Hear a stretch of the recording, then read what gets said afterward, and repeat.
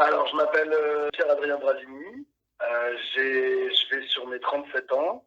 Là, actuellement, je suis boulanger, mais avant, j'étais entre autres photographe et assistant photo à Paris pendant une dizaine d'années, et pendant laquelle j'ai ouvert et tenu différents squats. Si on en revient à la base, le squat, c'est ouvrir un bâtiment et l'occuper sans l'accord du propriétaire. Il y a des squats qui sont purement utilitaires, des gens qui ont besoin de se loger. Il y a des gens qui ont des ambitions politiques autour du squat. Ça peut être ouvrir un squat juste pour faire des fêtes. Les squats dans lesquels j'étais, oui, il y a eu des initiatives écologiques, mais après, la notion d'initiative écologique, je pense qu'elle est extrêmement vaste.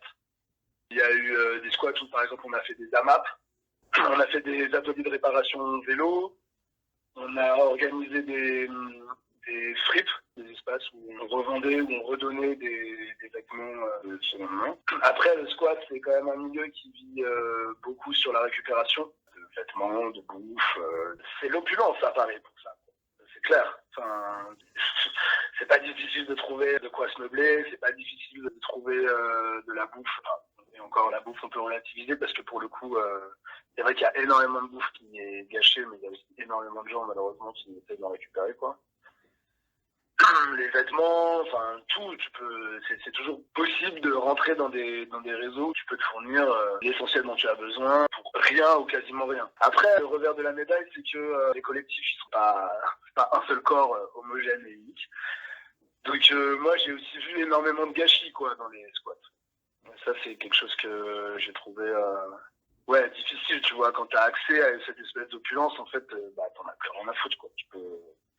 Tu peux aussi consommer. Et ça, c'est le côté, moi, je trouve négatif.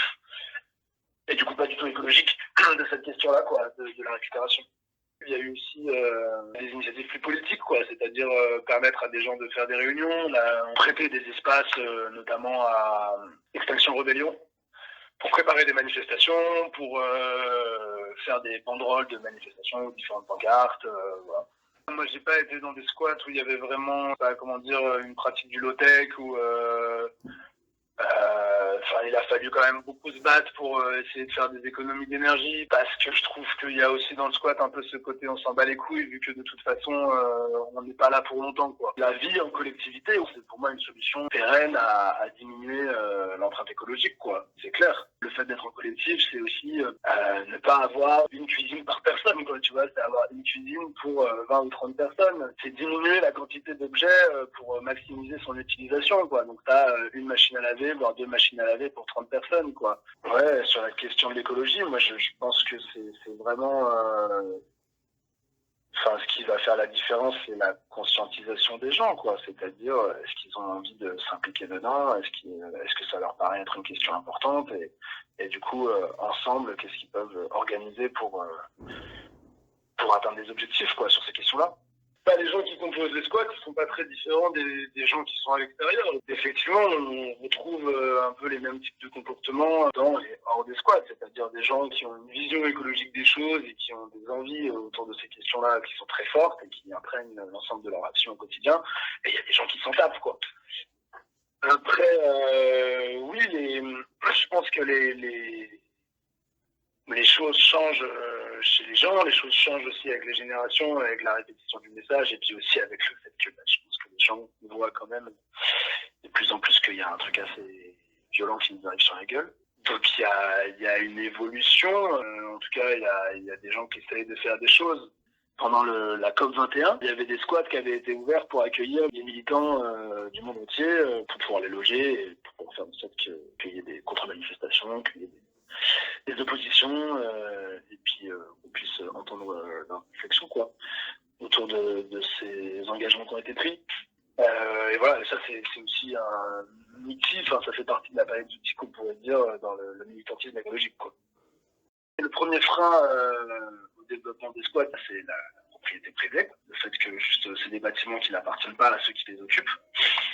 À un moment donné, il faut rendre le bâtiment à ses propriétaires, même si ces propriétaires n'en font rien depuis des dizaines d'années. Enfin, il y a des bâtiments qui restent vides, à pourrir pendant des dizaines d'années pour certains.